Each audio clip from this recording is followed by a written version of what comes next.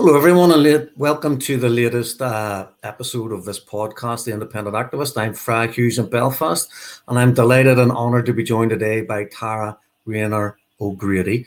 Tara is described as an agitator, an operative, and a self-described human rights defender. Now, I have to say, I love that description because it encapsulates so much, especially the agitator, because to me, it's someone who disrupts the narrative being the established view of the establishment through the media and creating that consensus in society, which some of us do at times disrupt. Like Tara, I'm really pleased and delighted to have you on the podcast. We're friends. We met before in Rome, and we've kept the contact going ever since. But I believe you were recently kind of on a mission to do with Palestine. So maybe you'd like to talk about that and tell us where you were, what you were doing, what happened, and what's come out of it. Indeed, I would, Fra. First of all, thank you very much indeed for inviting me to join you on your podcast today. Um, it really is. It's good to be here. You're the first person that I've spoken to since I came back from Malta 2 weeks ago, because, as you said, I'm self-described as a human rights defender, which is what was published about me in the Irish legacy media a couple of months ago when I was in Beirut, and I had attended the funeral for Syed Hassan Nasrallah. Yeah, so I'm not even going to bother dignifying any of that with a remark. I find it's just contemptible how people are portrayed by the legacy media, if they dare to speak outside of our little pigeon boxes. However, with regards to the recent mission, um, I was called by a colleague whom I met some months ago from the global south and invited to join the Freedom Flotilla to Gaza. There are so many millions of us around the world who are frustrated in the extreme at not being able to do something constructive. And so, if there's even a 0.5% of a chance that we might be able to reach Gaza with some aid, uh, not just symbolically, but actually genuinely try to reach there and achieve that somehow, I was absolutely 100% up for doing that. It caused a lot of consternation for, uh, first of all, we were doing it in a very, um, it's not secretive. It was that we were trying to be as discreet as possible so that we wouldn't be scuppered in our plans, if you like. We never intended for this to be a media opportunity, for it to be, a two-line headline on a page for a couple of days, which it has turned out to be. Um, we we really tried to do what we could to conceal the preparation in order to be able to achieve the goal, which was reaching Gaza and breaking the blockade. Um, and we we went to Malta. We spent a couple of weeks there preparing to go, doing some training and preparing logistics and that. And then on the evening of May the 1st, I noticed I was in the city in Valletta, and I noticed a military aircraft in the sky, and I said it to one of my colleagues, that is absolutely definitely a military airplane. You don't forget them when you see a lot of them, you don't forget them. Um, and as it subsequently transpired, it was a C-130 Hercules that had come over from Israel. So it was flying in the region, but Israel, they've never said anything about this subsequently. Um, we had uh, obviously, our plans were infiltrated and we had been found out, if you like. Um, they in that previous day on the 1st of May, we were planning on going on board on the 2nd, and we were being told, like, go back to your billets, if you like, pack your belongings and prepare to board, because that's the aim, is to get you on board in the next 24 hours. So be prepared. So we had done that. Um, And then we got a call, which obviously it was an emergency meeting, to tell us that there had then the flag that we had on the boat was from Palau. Now, Palau is in the Pacific, and it's one of those tiny countries in Micronesia that America has kind of absorbed into its military base monster. And so they had been contacted. We all imagine by the Israelis, the Americans had been contacted, and when the Americans discovered that it was Palau who we were flying under, they told Palau to pull the flag, which meant then that the boat could no longer move at all. So it was in international waters. It was stuck there, 12 kilometers off the coast of Malta, in international waters.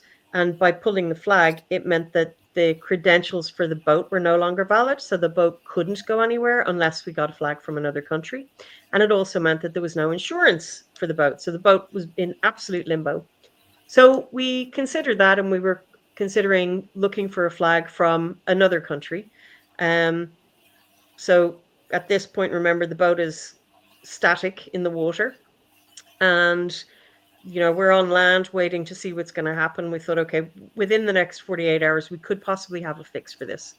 However, that night, the night that I had seen the aircraft, the boat was struck twice by drones. And it's much easier to strike a boat rather than it floating at 6 knots or sailing at 6 knots to strike a vessel that is absolutely not moving in international waters. There's, it's a dead target. So they hit the boat twice, and the 4 of the crew were injured. Mercifully, nobody was killed. And when we were told, we realized that if it had happened just hours later, that there would have been another 40 people on the boat. So there is, we know from our history collectively that it's not surprising that they did that. It was very frustrating, but it doesn't dissuade us from continuing. It kind of fuels us even more because, how dare they? How dare they make a strike in international water off the European coast? And so many European countries have been absolutely silent about it. So it's an extraterritorial breach of human rights, and it comes under universal jurisdiction. And, there needs to be some answers around that and culpability. So yeah, I'll take a breath for a minute, and you can come back to me with some questioning, and I'll consider how I respond a little further on that. Okay, well, that's very interesting. It's a good introduction into what actually happened. I imagine they took the flag off the ship because I'm assuming that a ship that has a flag is notionally seen to be a part of that country. So an attack on a flagged ship, by extension, is an attack on the country. So they got those people to take the flag off, which left you totally, the people on board, totally vulnerable to whatever would happen next. I see it as attempted murder. I mean, to fly drones into a manned ship that has people on board is not only intimidatory in itself, it's also sending out a message when you consider that one of the ministers in the Israeli Zionist government said not so much as a grain of wheat would enter Gaza. And then they've stopped. I think there are over 1,000 trucks at the Rafah border that have been refused to be allowed in to date. I heard someone from the Israeli commentary section on television recently saying that the aid would reach every part of Gaza. The implication was that opened the borders and that there was a flood of humanitarian aid just a few days ago. And then we find out, it transpires, that 5 trucks get in. And UNRWA has said that they haven't been actually allowed to unload those into the UNRWA Center for Distribution. And 2 of the lorries that got in don't contain food or food supplements. I believe one of them is filled with shrouds to help bury the dead. So that's an attack upon the international community. So you have this attack on the people in Gaza, and now you have an attack upon the international community. Why did you think personally and collectively, potentially as a group, why did people come together? Why was it so important to try and break the siege? Obviously, anybody who does that's putting themselves in the line of danger. So obviously you had some concerns about your own personal safety that you overcame. So you maybe tell us, like, not necessarily where the people came from, but why they came together, why it's so important. Will people try again going forward? And, like, how can we help the people in Gaza if we don't stand up and be counted? Right, right. Okay, so there's a lot to unpack in there, and Good.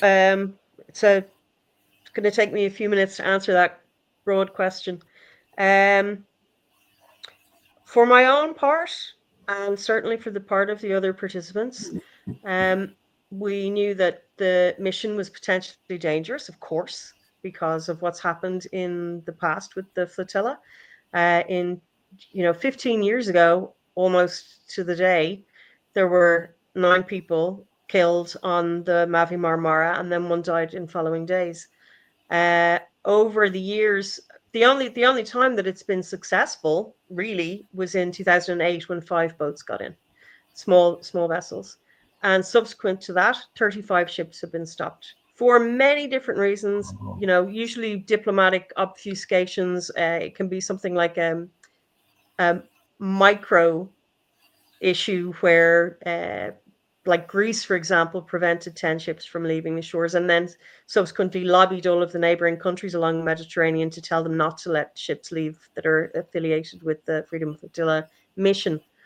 And in this incident, we had the flag pulled and all of that kind of bureaucracy, the lawfare and warfare of bureaucracy. And then we had the attack, which, was it was, when it happened, there were still, over a dozen crew members and also some humanitarians on board. And we wanted to try to get to them, to give them, to find out how they were, to see what their injuries were like, and also to give them some psychological care, because one of the people that was with us is, works with psychological trauma for people who have had some traumatic stress or whatever in a war environment or whatever. But they wouldn't allow us even to bring bread onto the ship. So we found ourselves in the water beside the vessel with 2 naval ships between us and the vessel. And we had one small craft, like a day trip craft, like one of those little boats that you get if you're on your holidays, if you like to take out for the day. And we had a second one of those boats that was further behind us, so it didn't even get as close as we did. There were rubber dinghies with engines on the back of them that were sent from the naval vessels. And then after about half an hour or so, there was a dinghy that came with special forces, fully rigged Wow. out in uniform and weapons and whatever, and they were a little bit further away than the 2 naval vessels.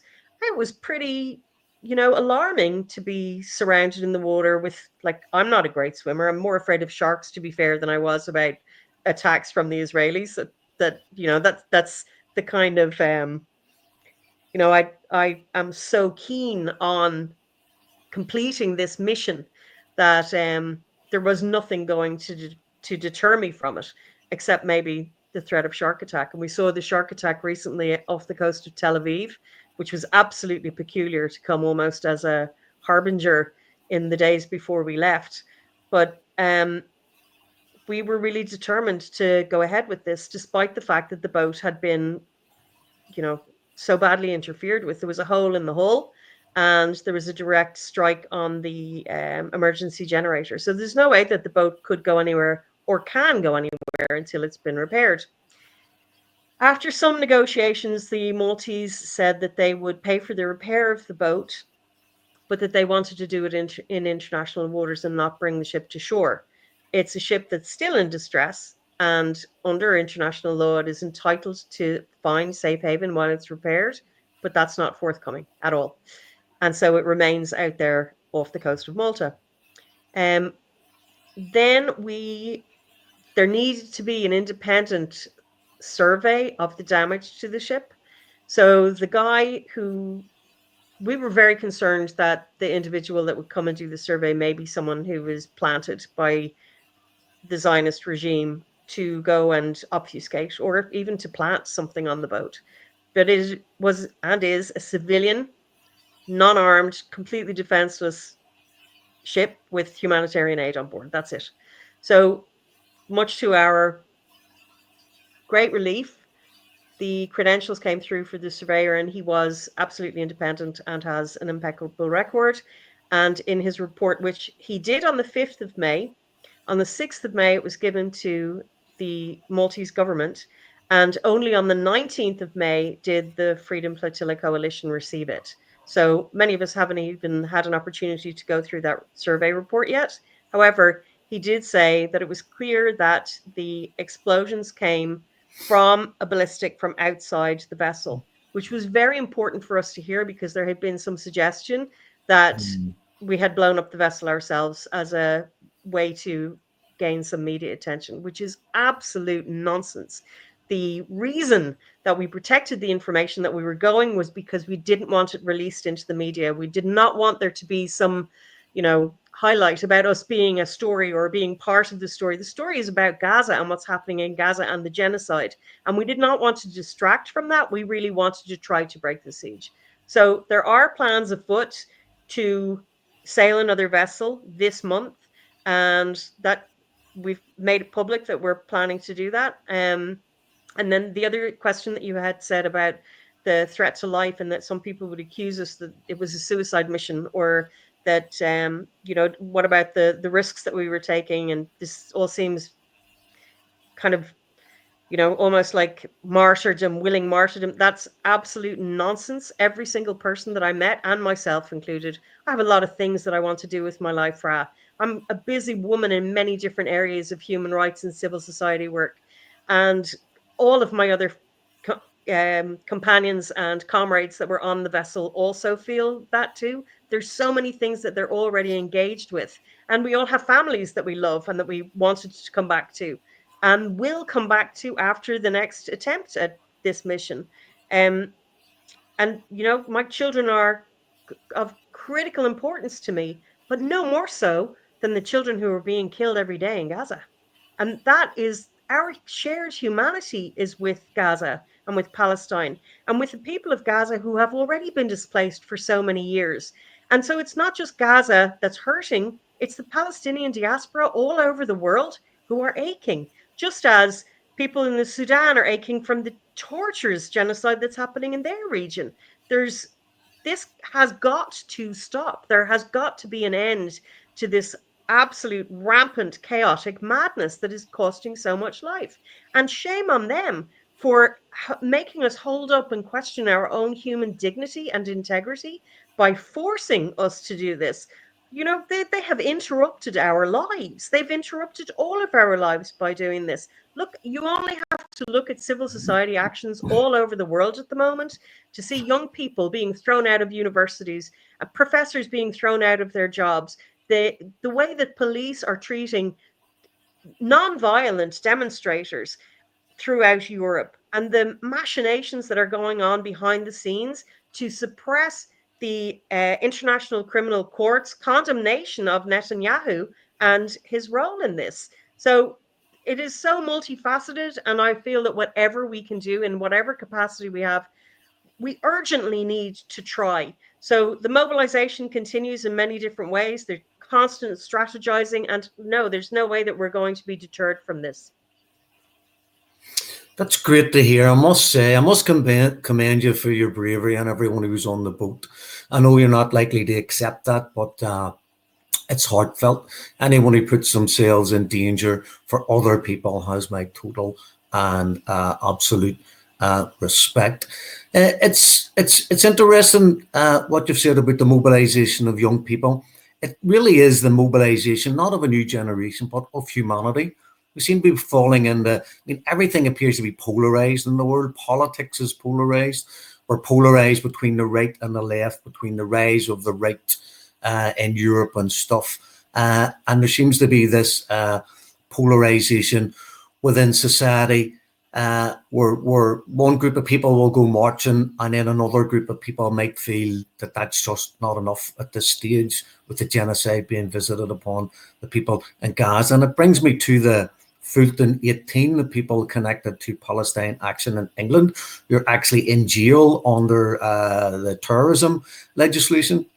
People who, in my mind, are acting within the constraints of international law and the Fourth Geneva Convention, where there is a moral and legal obligation on countries, individuals, and organizations to try and prevent genocide. So the very people that are marching and getting beaten and arrested in Austria and Germany and France and in other parts of even the UK and potentially Ireland, those people are working for humanity against what we can only describe as colonial imperialism and the use of state power, state violence, and the state judiciary to try and suppress the rights of individuals who want to stand up for the rights of other individuals in other parts of the world. And indeed, we've got now Palestine Action Ireland.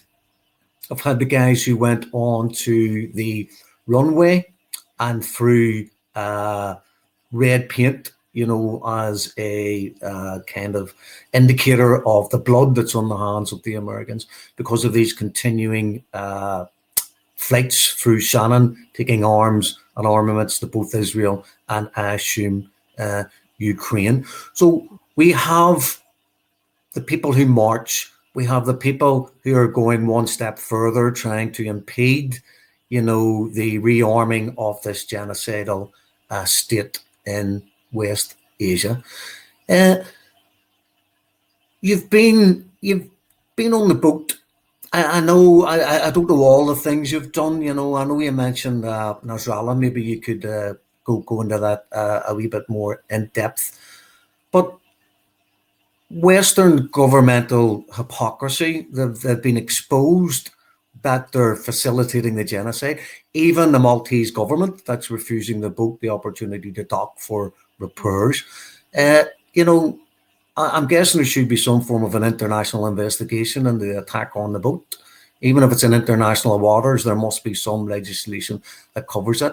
So again, it's a broad question. If you maybe want to talk about whether or not there is an ongoing investigation outside of the surveyor who came to the boat. Yeah, there are a and number then of talk them. about Western complicity, and then maybe talk about, is there a next step where people should become more involved in civil disobedience if it's within the law? I would imagine if that's possible. Okay. Again, great question, Fra. Okay, so there's a lot of things really, because it's a hydra. It's a many-headed hydra, right?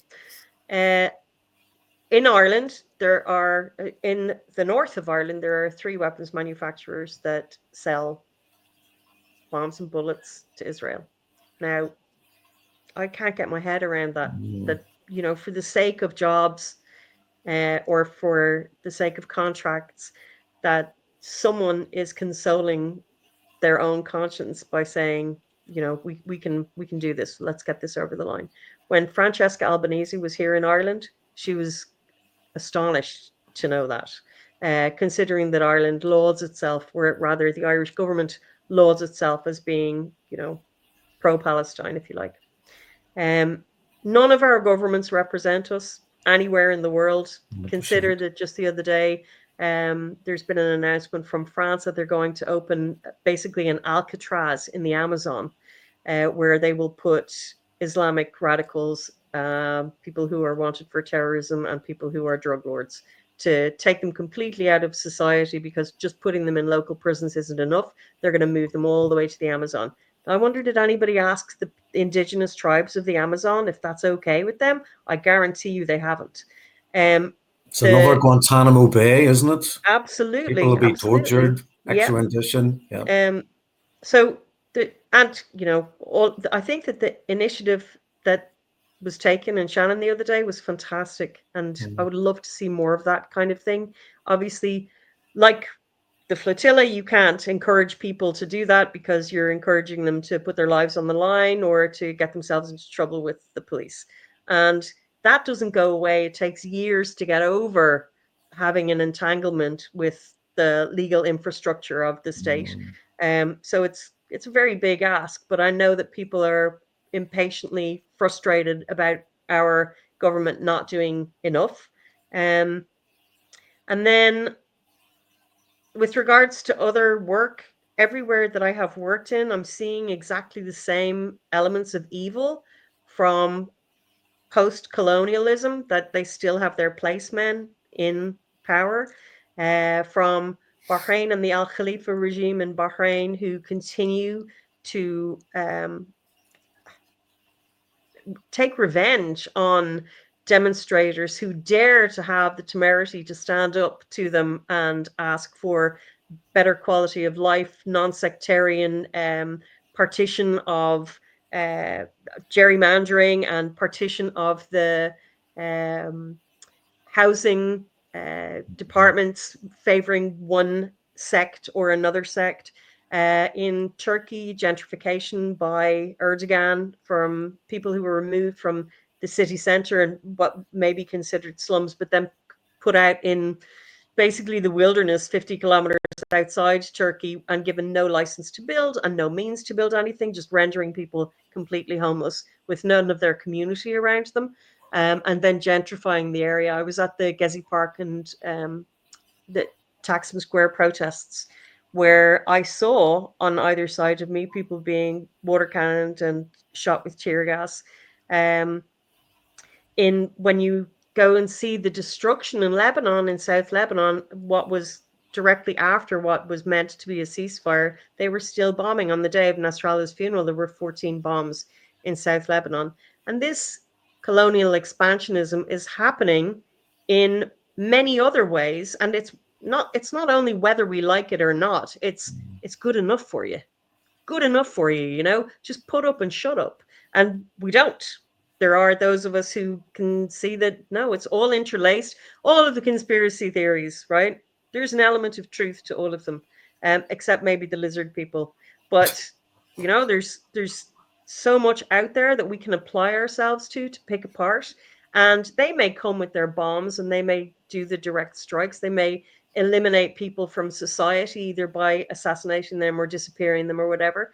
But we have to collectively continue to resist that and use all of the tools in our means to do it, whether we're an accountant, a lawyer, a medic, a peace activist, whether, if somebody has some space to rent in their home, to someone who needs shelter, whether they're someone who's come here to seek refuge from a war environment, or someone who's Irish and needs a roof over their head for the family, whatever it is that we can to stretch our generosity and to stretch our capacity, it will only come back to us. We're not being Egypts by opening our hearts to the world. I think that people need to know that it's the right way to be. That's the healthy way to be. And that, success is not something that is measured by money and finance and your status or your job in the world. That success is something that should be very personal to us, and it's an internal thing. Like people in Islam, they have the word that people misunderstand all the time, and it's jihad. And jihad is that, being Struggle. true to yourself. It's the core of your heart. And for me, it's trying to, you know, enable a rash of kindness to, that's the infection that I want people to get, is for their hearts to soften and to try to, not, it's easy to be bitter. It's easy to criticize, and it becomes more difficult to be kind and to be caring. And that's what needs to be pushed out into the world. There's so much suffering in the world. And to alleviate it by breathing some hope into it wherever we can, I think that's what our message needs to be. And in that, we have great strength because we have them surrounded. There are far more of us than there are of them, and they're terrified of us. And they are right to be, because the sea change that's happening in the world is absolutely right. We're primed for it, burdened down by this maniacal inhumanity that we see around us. we will rise and we will keep rising. No matter how much they bomb or attack or try to silence us, we will keep rising because we have children. It's the future. And the ones who are going to survive this very hard generation, we are determined that they have a better way. That's an amazing message. Hope is obviously should be always at the very heart and the very center of any struggle, whatever it happens to be. Not false hope, not necessarily realistic hope, but just hope and love that a difference can be made uh, going forward. Very important what you're saying, because I've always believed we'll have to put the national into the international.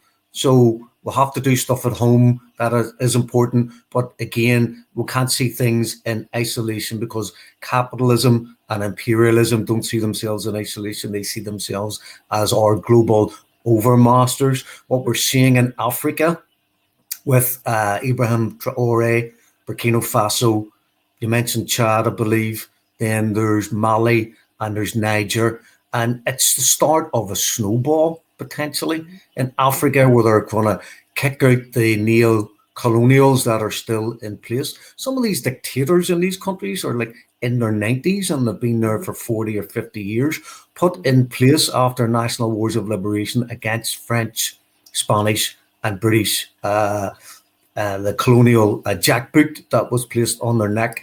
But financially, the money is still consider leaving. who's funding them now, right? These Yes, yes. people, I don't know. I don't think that they deserve the respect to be called people at this point. The so the funding that is driving those wars in the continent of Africa is coming from the very ones who are surrounding Gaza and Palestine and who are complicit in this current genocide. So when we're hurt, we look to our brothers, our sisters, our parents, or those around us who can assist us, right? But Palestine, Gaza, they have no one around them other than the Lebanese who are standing up for them, right? No one. What has happened to all of those countries and those voices who, they would have emerged into a greater power? What they're doing is absolutely unthinkable. They have so much money and wealth because they're pulling gold and ore out of Africa, and then they're turning it all into the elements of the war machine and pushing it back in to Africa to churn more out. And all it's doing is churning out bodies and havoc and sadness and sorrow. And you just said earlier on that the trucks of the 5 aid trucks that went into Gaza and that aren't being able to be unloaded, that one of them is shrouds. How sick is that, Fra? How tragic and sick is that? And the Arabs in the region are such a disappointment that they have not um, taken a strong stand. What happened to, okay, I'm going to use the word and you can forgive me, but Arab nationalism, the pride of Arab nationalism and the working of the Ummah together, that the family would come together to assist. And I find it just depraved that these kingpins, and they are kingpins literally, are holding the carrot and stick, and they're just baiting and baiting and baiting, and that has got to stop. And then you have, when you talk about the geopolitics on the whole of that region, the interference from the United States, who constantly says we have interests in the region, we're investing in the region. That's not investment, that's interference in the region. And I mean, I cannot think of another country that has so many international military bases that consumes so much internationally. And when Trump said he wants to bring the troops home, go ahead, bring them all home. It will be better for the world.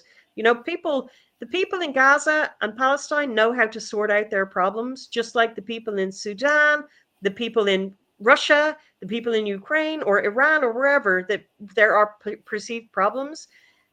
Interference is wrong. Let people sort it out for themselves, unless there is a request for military intervention. And by God, at this stage in Gaza, there has got to be a call for military intervention in what's happening now. This, excuse me, I've almost used very foul language. This nonsense about sanctions, sanction is a word. It's a word. It has no impact other than to cause more suffering to the people who are in need. And a military intervention is I see that is that opening up to be potentially our last resort, and that there are decisions that need to be taken around that imminently. Just going to comment on a few of the things that you were discussing there.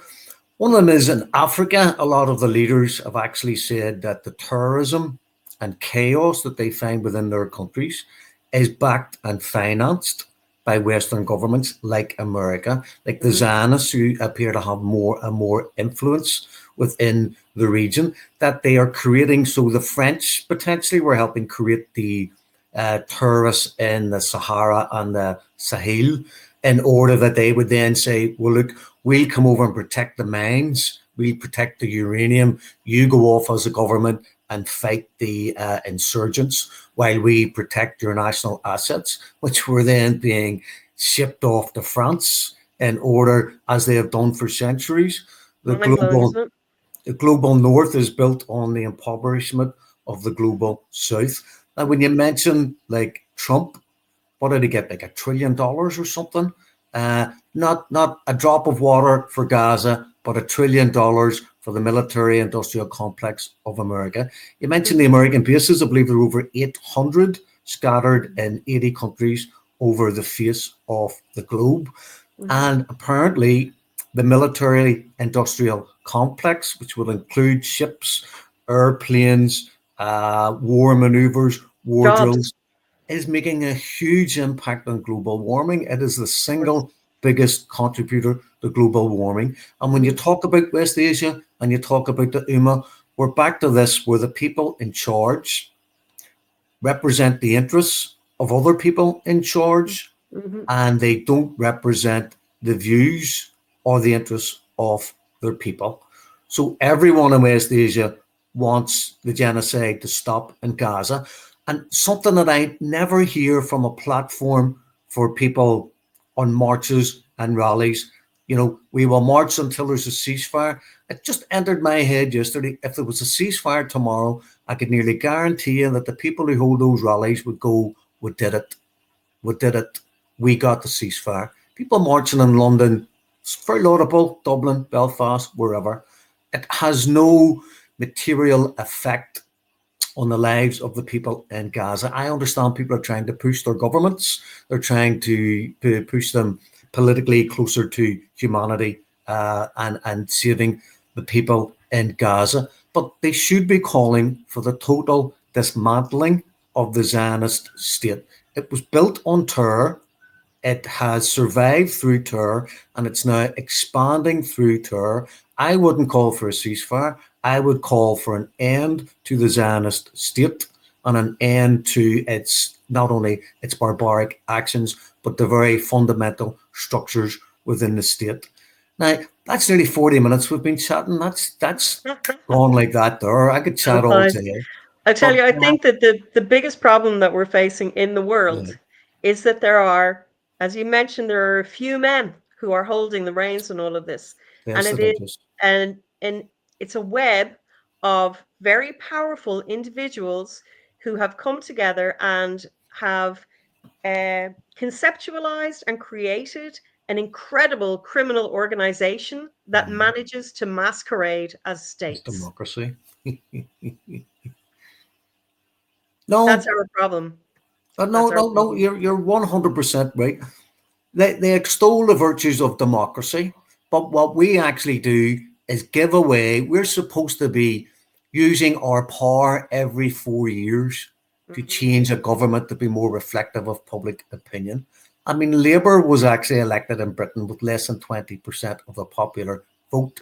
We Mhm. don't have a democracy. We have the illusion of changing Exactly. the face of the government when it's the deep state that continues to run everything in the background. And Mhm. we are not empowered every 4 years to change the government. Not We at all. are disempowered because we give our power over to the Mhm. people and say, you run the country. Mhm. I'll go to work and I'll come Mhm. home and I'll take care Mhm. of the family. I'll pay my taxes. Mayfainism.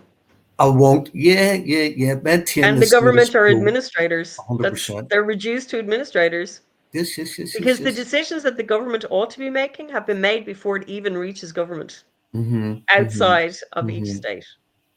Even if you wanted to change things when you go into politics, someone just says in your ear, well, you can't do that because, or if Mm-hmm. you're going to do this, here's the repercussions. You know, you Mm-hmm. can't tax. How many times I've heard you can't tax the rich, they'll flee the country. Let them go. If they're not paying their taxes, let them go. But Yeah. see McDonald's and see Starbucks and all these other places that I boycott because they're on the boycott list, Mm-hmm. force them. They're not going to pack up all the Starbucks because they're making money. They're not going to pack up all the McDonald's and all the Kentucky Fried Chickens and all these fast food outlets. Force them to pay their taxes, and society would be a lot better. So I'm Agreed. just going to I'm going to ask you. Do you want to just maybe tell us why you became involved in your humanitarian outlook and standing up for human rights without necessarily going into details, but like, were you 19 or 20 and something happened and you reacted to it and it led you down this No, path Fra, and it this was journey before of that. activism? It was before There you that. go. I went to school. I was in primary school in England as a child during the very early 70s. And I got hopped on in school every day because I was the Irish kid. And then I moved home to Ireland in the late 70s and I got hopped on every day because I had an English accent, which I tell you got smacked off me fairly fast. Um, and I always knew about injustice, you know. Um, and then I think from there were seeds planted there, and then over the years I always did wherever I lived, which were many places in Ireland and the UK and America. I always made sure that I was involved in some way in building capacity for civil societies somehow. And then in about 15 years ago, I got cancer. And you were talking Oh, about taxing the rich or letting them head off. Well, it's like cancer. And I had cancer, and the cancer loved how healthy my body was, and it did very well in there. But I cut it out and at significant cost to myself, but I'm better for it. And my inspiration for continuing to work in the human rights environment is because every single day, for me, it's a miracle that I'm still here. And I feel that human rights for me is kind of like paying rent for still being here. I want to keep pushing hope into the world and encouraging people because I've seen miracles happen in my life. And I know other people have too. They either need to be reminded of it or they need to be told to watch for them. So there's my two bits for you, Fra. that's an amazing, not just story, but an amazing commitment to other people. To be of service to others is probably one of the most valuable things that we can ever do. So, just on that, I would maybe end my contribution by simply saying that I think it's probably in your DNA. I know personally I've tried to walk away from activism on several occasions just because not that it takes up a huge amount of my time. I could do so much, I have to be honest. I could do so much more than I actually do, and I could be so much more effective than I actually am, but that's down to my personality traits or whatever. But I think it's in your DNA. I think, nurture, nature. I think obviously what affects you as you're growing up can have a longevity going forward.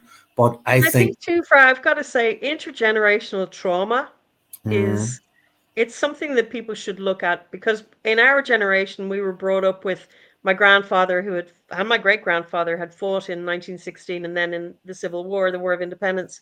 And the stories that we heard as children were stories about justice, about mm, respect for the working man, about respect for our fellow person, about being dignified in ourselves and being entitled to our dignity.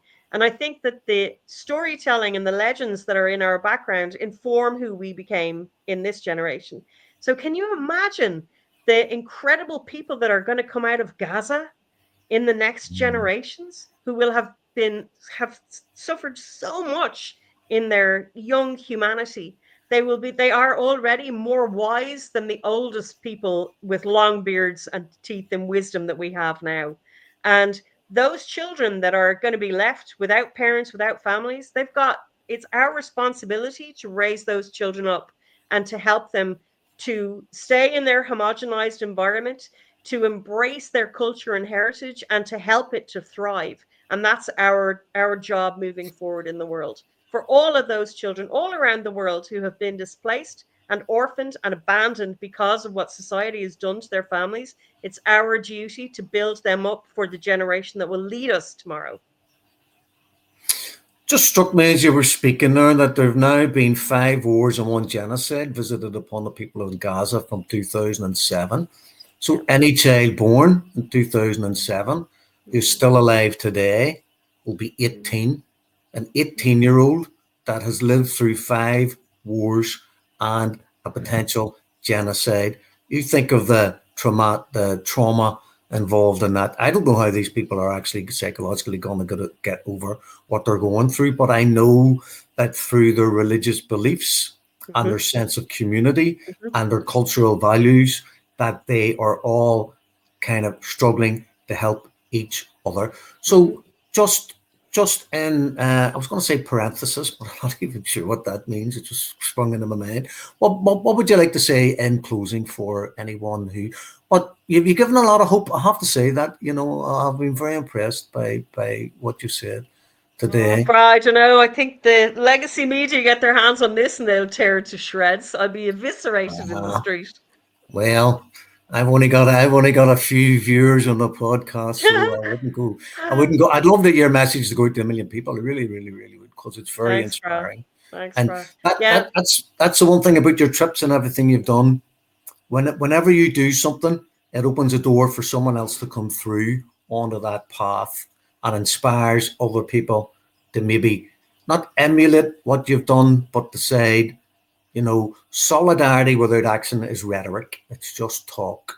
But solidarity with action can make a difference. So just give us your last words. What would you like to say to people?